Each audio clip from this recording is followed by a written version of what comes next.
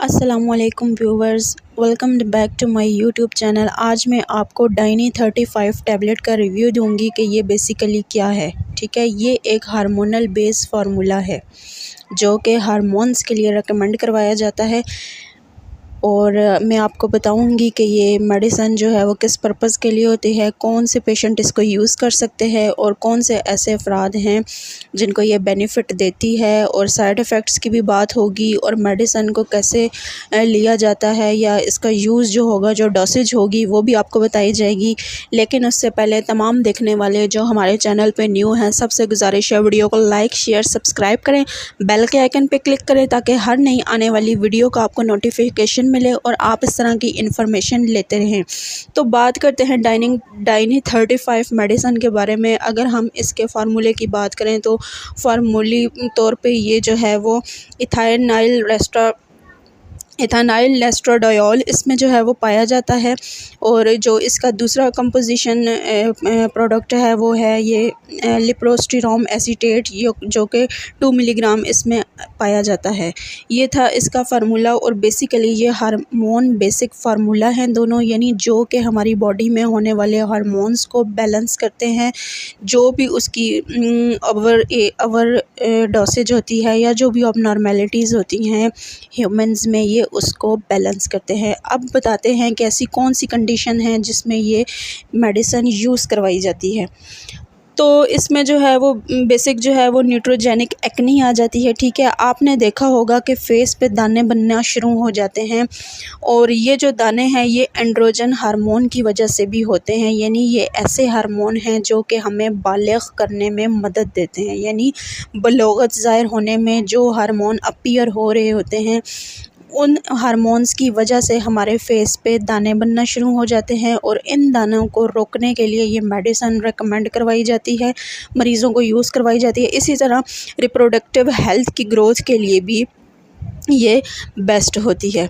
अब एक और चीज़ होती है स्किन के नीचे, अगर आप मुलाहज़ा फरमाएँ तो स्किन की अंदर जो है वो सीबम पाया जाता है। ठीक है, अगर उसकी पैदावार ज़रूरत से ज़्यादा बढ़ जाए, यानी सीबम एक ऐसा फ्लूइड है जो कि हमारी स्किन को नॉर्मल रेंज में रखता है, यानी कि जो एंड्रोजेनिक एक्नी है उसको नॉर्मल वे में अगर ना हो सीबम तो वो एक्नी अपीयर हो जाती है, दाने बन जाते हैं फेस पे। इसको जवानी के दाने भी कहा जाता है। ठीक है, इनकी रुकावट के लिए या इनको मुनासबत में रहने के लिए जो है वो ये मेडिसिन यूज़ करवाई जाती है। उसके अलावा एलोपेशिया में इसका यूज़ करवाया जाता है। एलोपेशिया क्या है? ये एक गंजापन है, यानी कि अगर आपके सर पे बलौगत से पहले या किसी भी एज में, यानी अंडर 30 अगर आपका सर गंजा हो जाता है तो ये मेडिसिन रिकमेंड करवाई जाती है। उसके अलावा हेरिसिटिज़म ये कंडीशन है जिसमें हमारी स्किन पे बाल उगना शुरू हो जाते हैं। जैसे आपने देखा होगा कि काफ़ी फीमेल्स ऐसी हैं जिनकी मूंछें होती हैं या जिनकी गर्दन पे बाल होते हैं, थोड़ी पे बाल होते हैं, चेस्ट पे बाल होते हैं, इवन के उनकी बॉडी पे भी बाल जो है वो देखे गए हैं। इस तरह की कंडीशन में भी ये मेडिसिन रिकमेंड करवाई जाती है। उसके अलावा एक कंडीशन होती है प्रोकॉर्शियस लिक्विडिटी।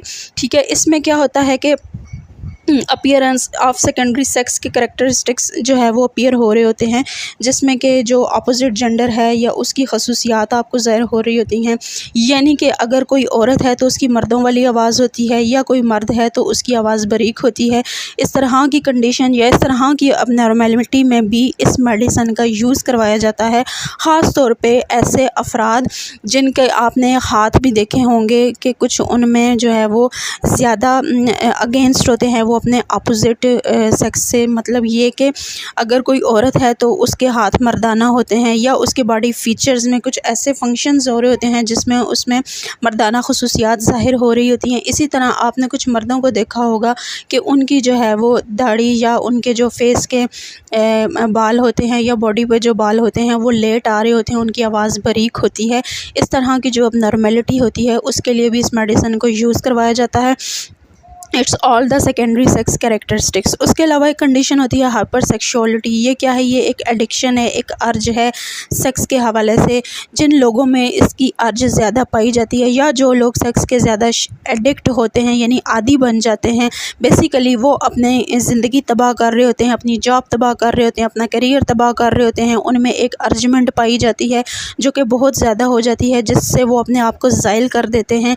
इस कंडीशन में भी मरीज़ को जो है वो ये मेडिसिन यूज़ करवाई जाती है। मेल और फीमेल की सेक्सुअलिज़म, ठीक है, यानी अगर कोई मेल है वो ट्रांसजेंडर अपना करवा रहा है या अपना सेक्स ऑपोजिट करवा रहा है, उसके लिए भी ये मेडिसिन यूज़ करवाई जाती है, जो कि उनको नहीं करवाना चाहिए, लेकिन कुछ मरीज़ ऐसे करवाते हैं, तो उसके लिए भी ये मेडिसिन इस्तेमाल में लाई जाती है। उसके अलावा ब्रेस्ट कैंसर में यूज़ करवाया जाता है, डिसफंक्शनल यूट्राइन ब्लीडिंग में इसको यूज़ करवाया जाता है, गोनेड्स या जो भी प्राइमरी रिप्रोडक्टिव ऑर्गन्स होते हैं जैसे टेस्टिस होती है, ओवरीज होती है, इनकी ग्रोथ के लिए यूज़ करवाया जाता है।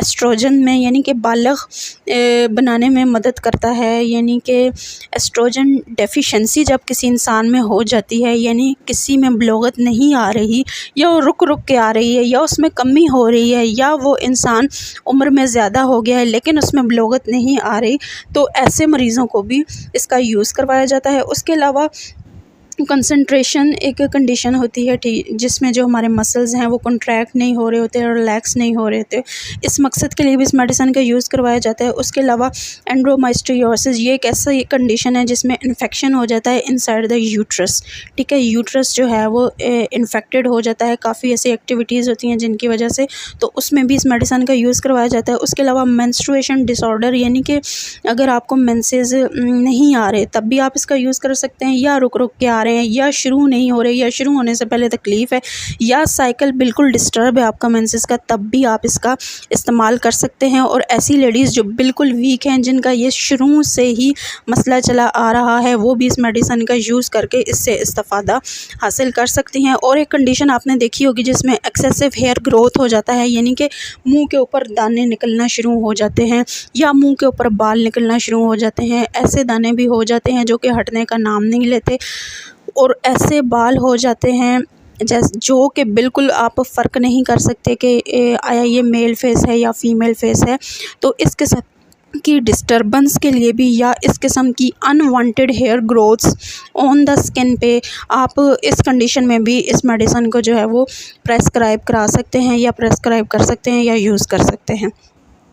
उसके अलावा आपने देखा होगा एक कंडीशन होती है ओवरसिस्ट की, एक कंडीशन हो जाती है कि यानी कि यूट्रस में रसोली हो, तब भी आप इस मेडिसिन का जो है वो इस्तेमाल कर सकते हैं। यूट्रस के अंदर आपने देखा होगा आम ख़वातीन ऐसी हैं जिनको यूट्रस के मसाइल जो है वो होते रहते हैं और उनको रसोलियाँ भी हो जाती हैं, जिसका ऑपरेट करवाया जाता है। इस किस्म की जो तकलीफ़ में मुब्तला है, ऐसे मरीज़ों को भी ये मेडिसिन रिकमेंड करवाई जाती है। ये सारे थे ओवरऑल इसके यूजेस। अब हम इस बात करते हैं इस मेडिसिन के साइड इफ़ेक्ट्स के बारे में कि आया इस मेडिसिन को जो लोग इस्तेमाल करेंगे उनको क्या साइड इफ़ेक्ट्स हो सकते हैं और ये साइड इफ़ेक्ट्स किन बना पर हो सकते हैं।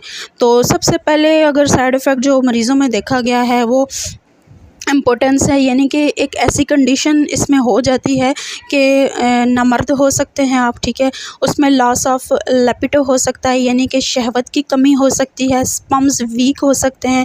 उसके अलावा जिम्नोकॉस्मेटिया, ये एक ऐसी कंडीशन है जिसमें कि ब्रेस्ट का साइज़ बढ़ सकता है इन फीमेल्स में ब्रेस्ट का साइज़ बढ़ सकता है, यानी एबनॉर्मेलिटी हो जाती है, एक ब्रेस्ट अगर बड़ा है तो दूसरा आपको छोटा नज़र आ सकता है।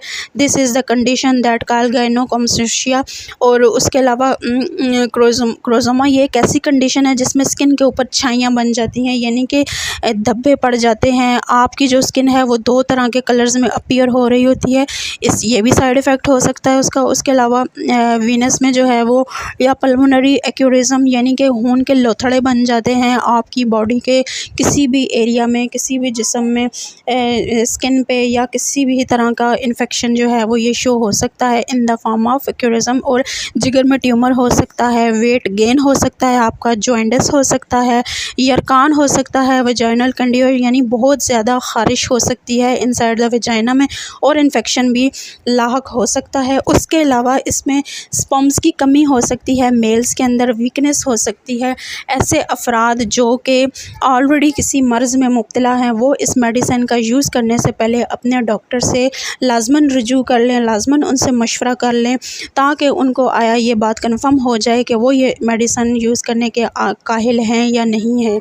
ये थे इसके मेडिसिन के साइड इफ़ेक्ट्स।